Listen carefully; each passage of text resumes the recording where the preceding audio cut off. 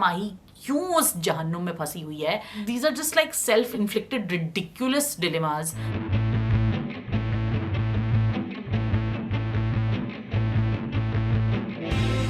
अस्सलाम वालेकुम जी, मैं हूं माविश एजाज. आप मुझे देख रहे हैं मेरे YouTube चैनल के ऊपर और आज जिस ड्रामे के ऊपर मैं बात कर रही हूँ उसका नाम है खुदा और मोहब्बत. और आज मैं खुदा और मोहब्बत की 22nd एपिसोड का रिव्यू और रिकैप करूंगी. माही की जो मुशक्कत है वो चल रही है. फरहाद जो है वो बैठे हुए अभी तक दर पे मज़ार पे और रोमाना और सिकंदर का रोमांस भी कहीं नहीं जा रहा है. हम सबको पता है कि आगे इसी तरफ जा रहा है कि रोमाना जो है वो ऑब्वियसली हार्ट ब्रोकन हो जाएंगी और फरहाद से शादी करने की कोशिश करेंगी, पेशकश करेंगी समथिंग. बट सिकंदर और माही मोस्ट लाइकली एक ऐसे ट्रैक पे चल पड़े हैं कि जो वहाँ पे हमें फिर देखना पड़ेगा कि शायद इनकी एक शादी का एक सिनेरियो बन जाए. But I am totally rooting for it. By the way, I am so not rooting for Farhad and Mahi because नहीं यार, फरहाद घर जाओ यार, कुछ जिंदगी में कुछ और काम करो. क्यों मज़ार पे बैठे हो? ऐसी क्या मोहब्बत हो गई है? मतलब I get it, everyone's beautiful and I think Firoz Khan is such a great actor, is totally committed to it. But उनके बाल इतने खूबसूरत हैं, वो लग इतने प्यारे रहे हैं. और माही क्यों उस जहन्नुम में फंसी हुई है? I mean, these are just like self-inflicted ridiculous dilemmas, and still we're watching because it's so beautifully made. You know, the direction itself is so beautifully done. So I mean, नहीं यार, नहीं समझ में आ रही मुझे ये चीज़ और मैं नहीं अग्री करती इस चीज़ से. बट देन अगेन इसमें बड़ी खूबसूरत चीज़ें भी हैं. Junaid Khan is looking amazing, he is doing a great job. Firoz Khan is well.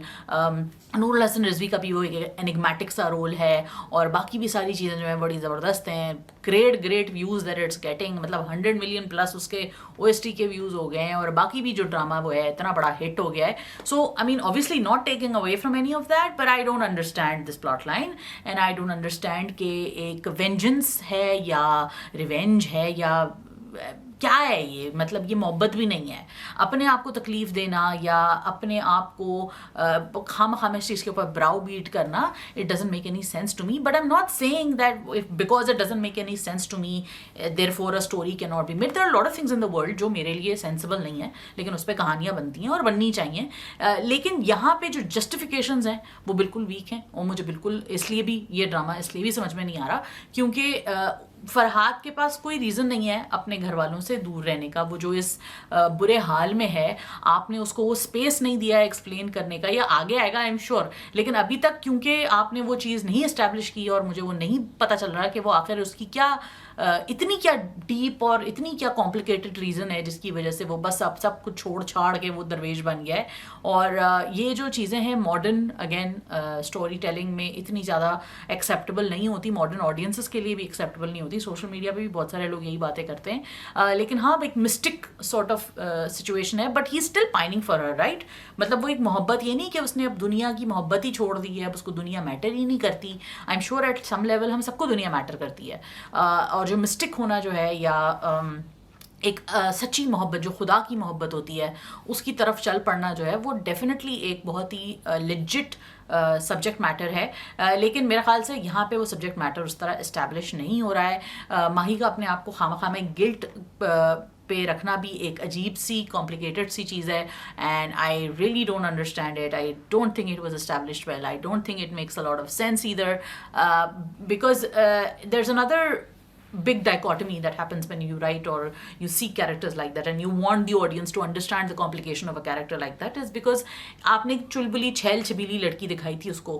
वो कोई इतनी अपने आप को सेल्फ फ्लैजिलेशन करने वाली लड़की थी नहीं. वो अपने आप को हर चीज़ पे पनिश करने वाली लड़की थी नहीं. उसकी पर्सनैलिटी बड़ी डिफरेंट थी. And yes, tragedy does change a lot of people. It does bring a lot a lot of transformations inside you. लेकिन इतनी 360 या 180 की ट्रांसफॉर्मेशन भी ज़रा डिफरेंट कॉन्सेप्ट है. मतलब नहीं समझ में आ रहा यार, थोड़ा रिडिकुलस हो गया है, sorry.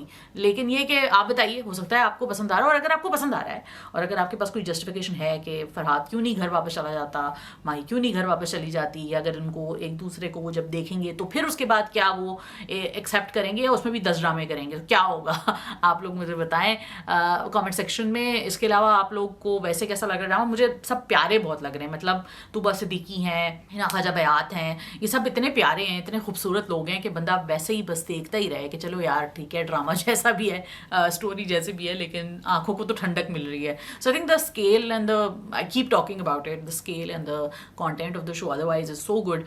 It's so well made. मतलब it's even with the weak premise, it's tied together so well that you kind of get into it, and the authenticity of the show itself is also quite interesting. But yeah, this is my review so far. I think it's been 22 episodes now, so obviously I think काफ़ी हद तक तो drama अपने एक main जो उसका एक arc होता है वो क्रॉस कर चुका है. आगे 6-7 एपिसोड में यही होगा मोस्ट लाइकली कि उनको एक दूसरे को देखेंगे, वो उनको फैमिलीज़ को पता चलेगा, फिर एक और ड्रामा होगा, फिर इवेंचुअली हो सकता है कि फरहाद या मर जाए या माही मर जाए और एक सैड एंडिंग हो जाए, we don't know. But I really hope कि मज़ीद प्लीज़ अब सैडनेस, बिला वजह की सैडनेस नहीं चाहिए यार, प्लीज़ कुछ जस्टिफिकेशन दें और ऐसा दें कि हम जैसे लोग कन्विंस हों. मॉडर्न ऑडियंसेस हैं हम लोग. सो या that's it so far. Let me know what you guys thought. Like कीजिए, कमेंट कीजिए, सब्सक्राइब कीजिए. खुदा हाफिज़.